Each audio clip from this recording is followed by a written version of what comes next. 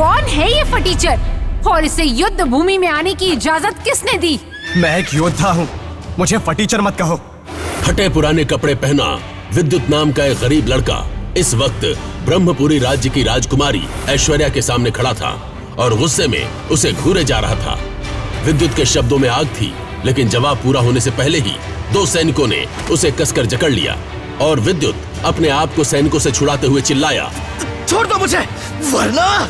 उसकी आवाज पूरे मैदान में फैल गई और सभी की नजरें विद्युत पर टिक गई। तभी राजकुमारी ऐश्वर्या विद्युत का मजाक उड़ाते हुए बोली, फटा हुआ कुर्ता, पुराना लॉकेट और एक साधारण सा भाला लेकर तुम खुद को कोई योद्धा समझ रहे हो? राजकुमारी ऐश्वर्या के मुंह से ऐसी बातें सुनकर पूरा मैदान ठहाकों से गूंज उठा, लेकिन विद्युत की आंखों में आग सी जल उठी। उसका चेहरा गुस्से से लाल हो गया और वो भरे पूरे मैदान में राजकुमारी पर गरजते हुए बोला, अपनी शक्ति पर इतना घमंड मत करो राजकुमारी। आज मैं चाहूँ तो तुम्हें इसी मैदान में हराकर साबित कर दूंगा कि असली योद्धा कौन है। दरअसल इस शक्ति स्थल पर ब्रह्मपुरी राज्य की सबसे बड़ी प्रतियोगिता होने जा रही थी, जहां जीतने वाला योद्धा बनता था राज्य का रक्षक और उसे उपहार में मिलता था अपने पूर्वजों की रहस्यमय गुफा में जाने का मौका और कई अलौकिक शक्तियां। लेकिन ये मुकाबला लड़ने का हक सिर्फ ब्रह्मपुरी राज्य के लीडरों और उनके शिष्यों को ही था और विद्युत उनमें से कोई नहीं था। न वो किसी बड़े लीडर का बेटा था और न ही उसके पास कोई गुरु था और न ही दौलत थी जिससे वो कोई शक्तिशाली हथियार खरीद सके। वो तो बस एक मामूली सा लड़का था जो कि अपने दम पर इस शक्ति स्थल पर पहुंचा था और यही बात राजकुमारी ऐश्वर्या को चुभ गई थी। तेरी इतनी औकात नहीं कि तू इस मैदान में कदम रख सके और तू जुबान चला रहा है। राजकुमारी के मुंह से निकले ये अपशब्द तीर बनकर विद्युत के सीने में उतर गए।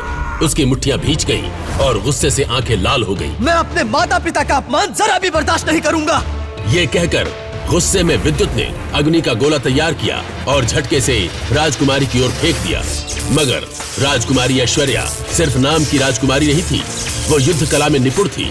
उसने सिर्फ एक हल्की सी मुद्रा बनाई और विद्युत का अग्नि गोला हवा में ही रुक गया, फिर अचानक ही धुएं में बदलकर गायब हो गया। पूरा मैदान फिर से हंसी और उपहास से भर गया। इसे मैदान से बाहर फेंको, इसका यहाँ कोई काम नहीं।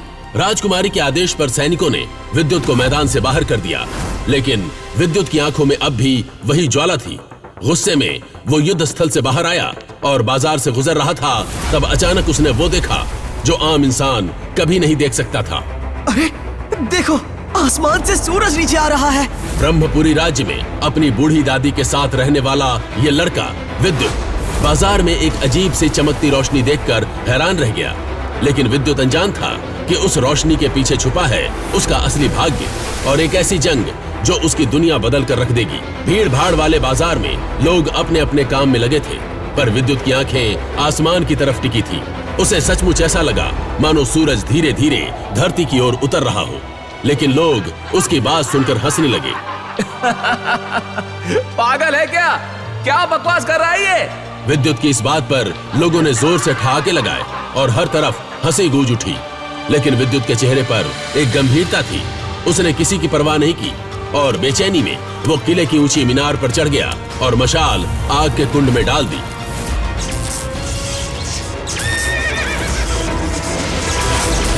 ये देखकर राज्य का रक्षक ऋत्विक वेदा हवा में उड़ते हुए वहां पहुंचा और तभी आसमान में दिखा वो जलता हुआ सूरज जैसा गोला, जो असल में था राज्य का सबसे बूढ़ा और शक्तिशाली योद्धा सिल्वर थामा। ऋत्विक वेदा तुरंत हवा में उड़कर उस जलते गोले को रोकने पहुंचा, जिससे दोनों वीर आमने सामने आ गए। ऋत्विक वेदा ने उसे बचाया और पूछा कि उसके साथ क्या हुआ, तो योद्धा सिल्वर थामा बोला, एक रहस्यमय योद्धा मुझसे मेरा अग्नि ग्रंथ छीनना चाहती थी, पर मैं ये ग्रंथ इसके सच्चे वारिस को ही दूंगा। यही वजह है कि हम दोनों के बीच युद्ध छिड़ गया। तभी अचानक थामा का पीछा करती रहस्यमय योद्धा ने उस पर तीर से वार कर दिया और ग्रंथ थामा के हाथ से फिसलकर नीचे गिर गया और भीड़ में अफरा तफरी मच गई। वेदा ने मौका पाते ही ब्रह्मपुरी राज्य का रक्षा कवच एक्टिवेट कर दिया और थामा को साथ लेकर नीचे उतर आए। कुछ ही देर बाद वो दोनों थामा के ग्रंथ को ढूंढने लगे, लेकिन वो उन्हें कहीं नहीं मिला। इस पर थामा बोला, चिंता मत करो वेदा, अगर कोई आम इंसान इस ग्रंथ को छुएगा तो मुझे तुरंत पता चल जाएगा।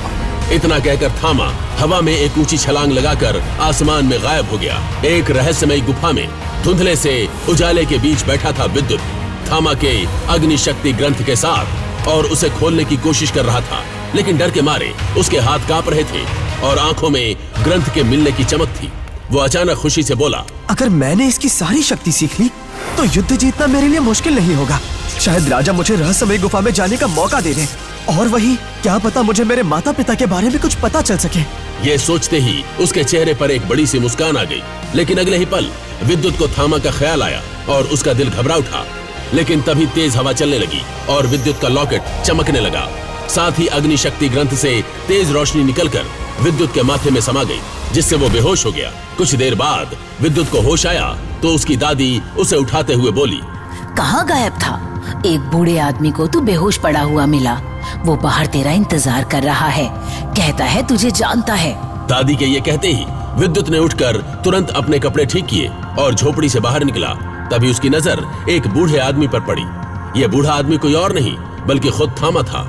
लेकिन विद्युत थामा को ज्यादा भाव नहीं दे रहा था। उसे तो कैसे भी करके उस युद्ध भूमि में जाना था, क्योंकि उसे लगता है कि शायद इस गुफा में जाने से उसे पता चल जाएगा कि उसके माता पिता कहाँ हैं। थामा ने उसे बताया कि वो विद्युत को जानता है।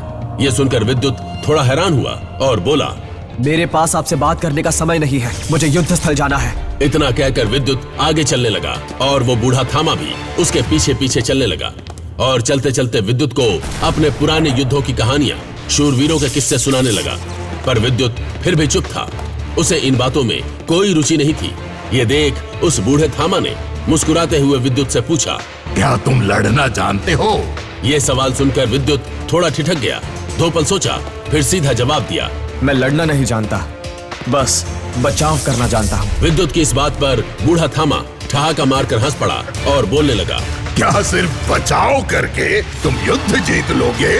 विद्युत की आंखों में एक गहरी उदासी उतर आई और वो धीमे स्वर में बोला, न मेरे पास इतना धन है कि मैं शक्ति खरीद सकूं, और न ही कोई ऐसा गुरु जो मुझे शक्ति सिखा सके। ये सुनकर बूढ़ा थामा कुछ पल के लिए गंभीर हो गया। फिर चलते चलते अचानक रुक गया और गहरी नजरों से विद्युत की आंखों में झांक कर बोला, अगर तुम अपना लॉकेट निकाल दो तो तुम्हें कोई भी युद्ध में हरा नहीं सकेगा। उस बूढ़े थामा की बात सुनकर विद्युत चौंक गया। उसके मन में सैकड़ों सवाल उठने लगे। मेरा लॉकेट, इसमें ऐसी क्या शक्ति है? लेकिन तभी शक्ति महल की ओर से घोषणा शुरू हो गई और नगाड़ों की आवाज गूंजने लगी। युद्ध आरंभ होने वाला है, सभी योद्धा अपने स्थान ग्रहण करें। विद्युत का दिल अब तेजी से धड़कने लगा। क्या आज उसकी किस्मत बदलने वाली थी? शक्ति महल के विशाल द्वार धीरे धीरे खुलते हैं। भीतर युद्ध की भयंकर तैयारी, बाहर हजारों की भीड़ थी। हर कोई सांस रोककर इस दृश्य को देख रहा था और उन्हीं के बीच तेज कदमों से चलता हुआ विद्युत अंदर आया और उसके साथ थे रहस्यमय योद्धा सिल्वर थामा। तैयार रहो विद्युत, ये सिर्फ युद्ध नहीं, तुम्हारी पहचान की पहली परीक्षा है। जैसे ही विद्युत शक्ति महल के भीतर पहुंचा, भीड़ में से तेजस नाम का एक लड़का निकला, जो कि राज्य के लीडर विराट का घमंडी बेटा था। वो विद्युत का रास्ता रोकते हुए बोला, जरा देखो तो, ये फटीचर भी आज युद्ध लड़ने आया है। तेजस ने विद्युत को धक्का देते हुए कहा। भीड़ अचानक चुप हो गई। सबकी नजर विद्युत पर टिकी हुई थी। विद्युत ने भी करारा जवाब दिया, कपड़े फटे हैं, हौसले नहीं, संभल कर बात करना सीखो। इस बात से तेजस गुस्से से कांप उठा और फिर दोनों के बीच मुकाबला शुरू हो गया। एक तरफ तेजस ने ताबड़तोड़ हमला करना शुरू कर दिया, वहीं विद्युत ने हर बार चतुराई से बचाव किया। उसे युद्ध की तकनीक नहीं आती थी, लेकिन बचना वो अच्छे से जानता था। फिर अचानक विद्युत ने जमीन पर जोर से पैर पटका, धूल का बवंडर उठा और तेजस कई फीट हवा में उड़कर धड़ाम से दूर जा गिरा। लेकिन लड़ाई अभी खत्म नहीं हुई थी। तेजस तिलमिला उठा। उसने अपनी पूरी शक्ति से एक विशाल आग से भरा शक्ति गोला विद्युत की ओर फेंका। थामा जोर से चिल्लाया, विद्युत, अभी अपना लॉकेट निकालो। लेकिन विद्युत कुछ समझ पाता उससे पहले ही पूरा इलाका राख में बदल गया। हजारों की चीखें गूंजने लगी। पर चमत्कार ये था, धुएं के बीच एक आकृति अभी भी खड़ी थी। जैसे ही धुआं छटा, भीड़ दंग रह गई। विद्युत अब भी वही था। उसकी आंखों में तेज चमक, हाथों में वो जलता हुआ लॉकेट था। वहीं दूर खड़ा वो बूढ़ा थामा अपने मन ही मन में बोला, अगर मैं कहूं कि ये लॉकेट तुम्हारे असली अतीत से जुड़ा है, तो क्या तुम जानना चाहोगे कि तुम असल में कौन हो? तो असल में कौन है विद्युत? वहीं दूसरी ओर विद्युत के हाथों अपनी बेइज्जती होते देख तेजस को गुस्सा आ गया और उसने इशारा किया। तुरंत 2 और योद्धा आगे बढ़ाए। स्थिति बिगड़ते देख श्रीमान थामा ने गंभीर आवाज में कहा, लड़के, तुम्हें नहीं लगता कि तुम पहले ही हार चुके हो? अगर अपनी सलामती चाहते हो तो चुपचाप इस लड़के से दूर चले जाओ, वरना मुझे तुम्हें सबक सिखाने से कोई फर्क नहीं पड़ेगा। उनकी आवाज इतनी भयानक थी कि वहां मौजूद सभी में खौफ नजर आने लगा। स्थिति को संभालने के लिए शक्ति स्थल की देख रेख कर रहे योद्धा बाहर आए। उनमें से एक, जिसके सीने पर 2 सितारे थे, आगे बढ़ा और गंभीर स्वर में बोला, श्रीमान, कृपया शांत हो जाएं। मैं शक्ति स्थल के बाहरी दस्ते का कमांडर विजय हूं। कमांडर विजय को अपनी शक्ति से यह आभास हो गया था कि सामने खड़ा इंसान उससे कहीं अधिक ताकतवर था। विजय को देखकर थामा बोले, तुम्हें बड़ों का आदर करना आता है, लेकिन तुम्हारी शक्तियां मुझे कुछ भी सिखाने योग्य नहीं है। कमांडर विजय ने तेजस और उसके साथियों की ओर घूरकर कहा, अगर तुमने फिर से ऐसी हरकत की तो मैं तुम्हें मुकाबले में भाग ही नहीं लेने दूंगा और भूल जाऊंगा कि तुम किस दल से आते हो। कमांडर की कड़ी नजर से तेजस के पसीने छूटने लगे और वह हड़बड़ाते हुए बोला, आप गलत समझ रहे हैं। लड़ाई पहले इस लड़के और इस बूढ़े ने शुरू की थी। कहते हुए उसने विद्युत और थामा की ओर इशारा किया। विजय तेज आवाज में गरज कर बोला, तुम्हें बड़ों से बात करने की तमीज है या नहीं? ये एक उच्च स्तर के योद्धा हैं। लगता है मुझे लीडर विराट से मिलना होगा तेजस, क्योंकि तुम ऐसे नहीं सुधरोगे। कमांडर के मुंह से अपने पिता विराट का नाम सुनकर तेजस सहम गया और झिझकते हुए माफी मांगने लगा। विजय की नाराजगी के बावजूद उसने थामा से माफी मांगी और फिर विजय की ओर विनम्रता से देखने लगा। विजय ने कहा, अपने गुरु का पत्र लाओ और कल शक्ति स्थल में आना। तेजस ने पत्र सौंप दिया और विजय भीड़ की ओर मुड़ा और गंभीरता से बोला, मुकाबले में भाग लेने का समय समाप्त हो चुका है। जो बचे हैं वे 6 माह की प्रतीक्षा करें, निराश न हो। कमांडर विजय की बात सुनकर सभी योद्धा निराश होकर वापस लौटने लगे। तभी विद्युत ने गंभीर स्वर में विजय से कहा, कमांडर विजय, नमस्कार। मैं भी इस मुकाबले में भाग लेना चाहता हूं, कृपया मेरा नाम भी लिख लें। विजय ने एक पल के लिए थामा की ओर देखा और कहा, लाओ अपना पत्र दिखाओ। विद्युत एक पल के लिए हैरान हो गया और बोला, मेरा कोई गुरु नहीं है। विद्युत की बात सुनकर कमांडर विजय ने गहरी सोच में पड़ते हुए कहा, मुझे माफ करना विद्युत, राजघराने के हालिया हमले के कारण एक नया नियम बना है कि बिना गुरु के पत्र के मुकाबले में भाग नहीं लिया जा सकता। विजय की बात सुनकर विद्युत निराश हो गया और मुड़कर जाने को था कि अचानक उसके कानों में एक आवाज आई, मैं इसका गुरु हूं। मेरा नाम आचार्य थामा है। राजघराने के रक्षक मेरे मित्र हैं, आप उनसे मेरी जानकारी ले सकते हैं। ये रही मेरी मोहर। श्रीमान थामा ने हवा में हाथ लहराया और उनके हाथ में एक मोहर प्रकट हो गई। कमांडर विजय चकित होकर बोले, क्या मैं आपका स्तर जान सकता हूं? थामा ने गंभीर आवाज में कहा, लगता है तुमने मेरी मोहर को ध्यान से नहीं देखा। ये एक गुप्त मोहर है जो राजघराने के द्वारा सिर्फ उन्हीं को दी जाती है जिन्होंने विशेष सेवाएं दी हों। आचार्य थामा की बात सुनकर विजय मुस्कुराकर बोला, मुझे क्षमा करें, आजकल यह मोहर बहुत कम देखने को मिलती है। यह मेरी जिंदगी में देखी दूसरी मोहर है। थामा बोले, मुझे एक कागज दीजिए, मुझे पत्र के नए नियम की जानकारी नहीं थी। विजय के इशारे पर एक सैनिक कागज ले आया और थामा ने आराम से उस पर अपनी मोहर लगा दी। विजय मोहर को देखते ही आश्चर्यचकित हो गया और झुकने ही वाला था कि थामा बोले, कमांडर विजय, ऐसा करने की आवश्यकता नहीं है। कृपया मेरी पहचान इस लड़के के सामने प्रकट न करें। विजय ने सिर हिलाकर सहमति दे दी। थामा ने विद्युत की ओर देखा और मुस्कुराते हुए कहा, ये लो, तुम अब कल समय पर आ जाना। मित्र। कमांडर विजय ने जब सुना कि इतने शक्तिशाली व्यक्ति ने विद्युत को मित्र कहकर संबोधित किया तो वह हैरान हो गया, क्योंकि वह स्वयं उस स्तर तक पहुंचने के बाद भी थामा का नाम लेकर बात करने की हिम्मत नहीं जुटा सकता था। विद्युत ने खुशी से उछलते हुए कहा, क्या आप सचमुच मेरे मित्र बनना चाहते हैं? थामा हंसते हुए बोले, क्यों नहीं? तुमने बहादुरी से अपने से अधिक शक्ति और उम्र वाले योद्धा को उसी की शक्ति से हरा दिया। ऐसा साहस बहुत कम में देखने को मिलता है।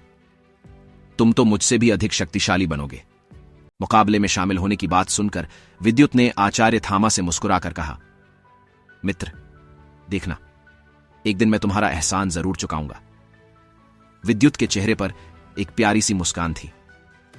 तभी वह बूढ़ा आदमी थामा गंभीर आवाज में बोला, विद्युत, एक बात का ध्यान रखना, हम मित्र हैं, यह बात किसी और को मत बताना। विद्युत ने कहा, ठीक है, पर तुमने मुझसे झूठ कहा कि तुम्हारा नाम टाइगर है। मैंने सुना कि तुम्हारा नाम थामा है, इसलिए अब से मैं तुम्हें श्रीमान थामा ही कहूंगा। थामा ने हामी में सिर हिलाकर जवाब दिया। फिर थामा ने हवा में हाथ लहराया और उनके हाथ में एक चमकदार पत्थर आ गया। यह एक शक्ति से बना पत्थर है। विद्युत, कभी तुम बहुत बड़ी मुश्किल में फंस जाओ तो इस पत्थर को तोड़ देना। मैं तुम्हारी मदद के लिए आ जाऊंगा या मदद भेज दूंगा। और एक बात, रात को जब चांद सिर पर हो और हवाएं तेज हों तो पहाड़ी पर मिलना पर होश में। थामा के चेहरे पर मुस्कुराहट थी। थामा की बात सुनकर विद्युत मुस्कुराने लगा और वहां से जाने लगा। विद्युत के जाते ही थामा ने अपने पंख निकाले और तेज रफ्तार में गायब हो गए। कमांडर विजय ने यह नजारा अपनी आंखों से देखा और हैरान रह गया, क्योंकि पंख बनाकर उड़ने की शक्ति सिर्फ एक मूल शक्ति स्तर का योद्धा ही कर सकता था। विजय की आंखों में खौफ था और उसके मन में सवाल उठ रहे थे, यह बूढ़ा आदमी आखिर कौन था? दुदुसी के राज्य के रक्षक और थामा की लड़ाई के दौरान उसकी शक्ति की वजह से कोई उसका चेहरा नहीं देख पाया था, इसलिए आज तक कोई नहीं जानता था कि उस दिन वह योद्धा कौन था। कमांडर विजय को जब कुछ समझ नहीं आया तो वह लेटर हाथ में लिए शक्ति महल की ओर चल पड़ा। उसके पीछे पीछे सभी सैनिक भी महल में चले गए। असल में शक्ति महल का संचालन सुपर 7 वॉरियर में से एक कर रहा था, जिसे देव योद्धा भी कहा जाता था। उसने आर्यवर्त के हर राज्य में एक शक्ति स्थल की स्थापना की और अपने दिव्य मंत्रों से उसे सिद्ध किया था। यहां एक महादिव्य अस्त्र भी स्थापित था। हर योद्धा शक्ति महल से इस अस्त्र की तकनीक और विद्या हासिल करना चाहता था। हर 6 महीने में देश के कोने कोने से योद्धा इस विद्या को सीखने आते थे, पर यह अस्त्र खुद ही अपना वारिस चुनता था। पिछले 5000 सालों से कोई भी इस अस्त्र की तकनीक को जान नहीं पाया, इसीलिए कई लोग इसे मिथ्या मानने लगे थे। रात्रि का समय, हवा तेज बह रही थी, चांद आकाश में ऊपर आ चुका था। एक लड़का पहाड़ी की चोटी पर खड़ा हर दिशा में झांक रहा था। तभी उसे एक भारी आवाज सुनाई दी, किसे ढूंढ रहे हो? लड़के? आवाज सुनकर विद्युत ने पीछे मुड़कर देखा तो लाल कपड़ों में एक बूढ़ा आदमी खड़ा था, जिसके माथे पर चोट का निशान था। विद्युत ने मुस्कुराते हुए कहा, अरे मित्र, तुम आ गए, मैं तुम्हारा ही इंतजार कर रहा था। विद्युत की बात सुनकर थामा मुस्कुराया और पहाड़ी पर एक बड़े पत्थर पर बैठते हुए बोला, मित्र विद्युत, क्या मैं तुमसे कुछ पूछ सकता हूं? विद्युत ने हड़बड़ाकर जवाब दिया, हां, क्यों नहीं मित्र। थामा ने कहा, तुम्हारे शरीर पर यह निशान तुमने खुद बनाए हैं, और यह लॉकेट तुम्हें किसने दिया? यह सवाल सुनकर विद्युत थोड़ा परेशान हो गया, लेकिन बोला, देखो मित्र, यह निशान मेरे शरीर पर कैसे आए मुझे नहीं पता। मुझे अपना बचपन याद नहीं है। यह लॉकेट मेरी मां का है और यह भाला मेरे पिता का है। इससे ज्यादा मैं कुछ नहीं जानता। बस बूढ़ी दादी कहती हैं कि मैं बहुत खास हूं और यह निशान किसी को ना दिखाऊं। दादी के बाद यह बात सिर्फ तुम्हें पता है मित्र, क्योंकि मेरा तुम्हारे अलावा कोई मित्र नहीं है। यह कहकर विद्युत एक पल के लिए उदास हुआ और फिर मुस्कुराने लगा। तभी थामा ने कहा, कोई बात नहीं, लेकिन तुम्हें मुझसे एक वादा करना होगा। जब भी मैं किसी से लड़ता मिलूं तो तुम बीच में नहीं आओगे, जब तक कि तुम अपने 7 चक्रों को जागृत नहीं कर लेते। विद्युत ने एक पल सोचकर कहा, ठीक है मित्र, मैं वादा करता हूं, जब तक तुम्हारी जान को खतरा नहीं होगा मैं बीच में नहीं आऊंगा। विद्युत के मुंह से यह बात सुनकर थामा अजीब तरह से हंसने लगा और कुछ नहीं बोला। कुछ पलों के बाद थामा बोला, देखो मित्र विद्युत, कल जो मुकाबला होने वाला है उसमें 1000 से अधिक योद्धा भाग लेंगे। इसमें 15 से 18 साल तक के योद्धा शामिल हैं। कुछ ऐसे हैं जिन्होंने अपना पहला चक्र जागृत कर लिया है और कुछ ऐसे हैं जो दूसरा चक्र जागृत करने वाले हैं। तो अगर तुम्हें जीतना है तो तुम्हें अपना पहला चक्र जागृत करना होगा। इसलिए जब तुम मुकाबले में हिस्सा लोगे तो अपना लॉकेट उतारकर लड़ोगे। थामा की बात सुनकर विद्युत चौंक गया और उसकी आंखें बड़ी हो गईं। उसने तुरंत चौंकते हुए कहा, यह लॉकेट मेरी रक्षा के लिए है। थामा विद्युत की बात सुनकर गंभीर हुआ और बोला, विद्युत, तुम समझ नहीं रहे हो। यह लॉकेट तुम्हारी शक्तियों को दबाकर रखता है। अगर तुमने इसे उतार दिया तो तुम्हारी शक्ति आजाद हो जाएगी और मैं तुम्हें उन्हें काबू करने में मदद कर पाऊंगा। विद्युत के चेहरे पर हल्की परेशानी देख आचार्य थामा गंभीर आवाज में बोले, देखो, मैं यह जानता हूं कि मेरा अग्नि शक्ति ग्रंथ तुम्हारे पास है। मैं उसे तुमसे वापस नहीं लूंगा। मैंने वह ग्रंथ अपने शिष्य के लिए ही बनाया था। आचार्य थामा के मुंह से अग्नि शक्ति ग्रंथ का नाम सुनकर विद्युत के चेहरे पर घबराहट और उसकी आंखों में खौफ नर आने लगा। वह हड़बड़ाकर अपने कदम पीछे करने लगा। विद्युत के चेहरे पर खौफ देखकर आचार्य थामा गंभीर आवाज में बोले, देखो विद्युत, डरो मत। मैंने आज ही तुम्हें अपना शिष्य बनाया है और तुम्हारे लेटर पर अपनी गुरु की मोहर भी लगाई है। क्या तुम्हें अब भी लगता है कि मैं तुम्हें कोई नुकसान पहुंचाऊंगा? मैंने तुम्हें अपना शिष्य मान लिया है, इसलिए तुम उस ग्रंथ को अपने पास रखो। मुझे कोई ऐतराज नहीं है। उसमें रफ्तार और बचाव की तकनीक है और उसके दूसरे हिस्से में हमले की तकनीकें हैं जो मेरे पास हैं। आचार्य थामा ने विद्युत को दिखाते हुए कहा, और जब विद्युत ने उनके हाथ में ग्रंथ का दूसरा हिस्सा देखा तो वह हैरान रह गया। विद्युत की आंखों में हल्की हैरानी देख आचार्य थामा गंभीर आवाज में बोले, देखो, अगर तुम मेरी बात मानोगे तो मैं तुम्हें युद्ध और लड़ाई की वह तकनीक सिखाऊंगा कि तुम एक दिन इस धरती के सर्वश्रेष्ठ ब्रह्म योद्धा बनोगे। तुम्हारा मुकाबला वे सुपर 7 योद्धा भी नहीं कर पाएंगे जिनका नाम इस दुनिया में फैला हुआ है। आगे का फैसला तुम्हारा है। आचार्य थामा महसूस कर रहे थे कि उनकी बात सुनकर विद्युत की आंखों में चमक आ गई थी और वे समझ गए थे कि यही सही वक्त है। वे आगे बोले, लड़के, इतना ही नहीं, मेरे पास एक रहस्यमयी तकनीक है जिसके इस्तेमाल से तुम इतने ताकतवर बन जाओगे कि तुम्हें कोई घायल नहीं कर पाएगा। लेकिन उसके लिए तुम्हें अपने 3 चक्रों को जागृत करना होगा और मूल तात्विक शक्तियों को हासिल कर उन पर काबू पाना होगा। आज मैं तुम्हारे पहले मूलाधार चक्र को जागृत करने में मदद करूंगा। यह कहते हुए आचार्य थामा ने एक गहरी सांस ली। वे समझ चुके थे कि विद्युत को मनाना बहुत मुश्किल है। आचार्य थामा की बात सुनकर विद्युत खुश होकर बोला, क्या सच में आप मेरे चक्र को जागृत करने में मदद करेंगे? आप सच में मुझे वह तकनीक सिखाएंगे? विद्युत की बात सुनकर आचार्य थामा हंसते हुए बोले, लड़के, ऐसा नहीं है, लेकिन मुझे यह पता है कि वह तकनीक कहां है। मैं तुम्हें वहां लेकर जाऊंगा, पर उसे तुम्हें खुद हासिल करना होगा। आचार्य थामा की बात सुनकर विद्युत का चेहरा उदास हो गया और वह सिर झुकाकर बैठ गया। तभी थामा बोले, इस तरह हार मत मानो। लड़के, इस दुनिया में हर चीज की एक कीमत होती है और बिना कीमत दिए इस दुनिया में कुछ नहीं मिलता है। देखो, तुम कितनी भी मेहनत कर लो, तुम्हारा लॉकेट दिव्य रैंक के तिलिस्मी मणि से बना है। यह शक्ति और ऊर्जा को खींच लेता है, इसलिए तुम्हारे आसपास कोई ऊर्जा नजर नहीं आती। इसलिए मैं चाहता हूं कि जब तुम्हें लगे कि तुम मुकाबला हारने वाले हो तो तुम इस लॉकेट को उतार देना। ज्यादातर योद्धा दूर से मुकाबला करते हैं, इसलिए तुम आराम से यह लॉकेट उतार सकते हो। आचार्य थामा की बात सुनकर विद्युत ने एक पल सोचते हुए हामी में सिर हिला दिया।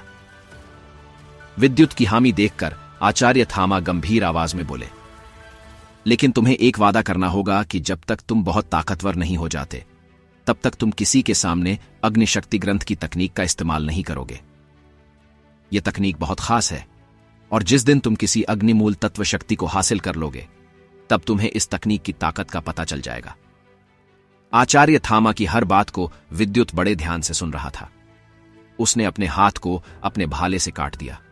उसके हाथ से रक्त निकल रहा था। विद्युत ने अपना हाथ सामने लाते हुए कहा, मैं विद्युत रघुवंशी इस धरती, आकाश, जल, वायु और अग्नि को साक्षी मानकर वचन देता हूं।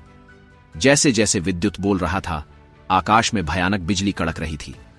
तेज हवाएं चलने लगीं और बारिश होने लगी। आगे की कहानी जानने के लिए देखें अगला एपिसोड सिर्फ पॉकेट एफएम के यूट्यूब चैनल पर और ब्रह्म योद्धा द डिस्ट्रॉयर के सारे एपिसोड्स को सुनने के लिए डिस्क्रिप्शन में दी लिंक से डाउनलोड करें पॉकेट एफएम ऐप।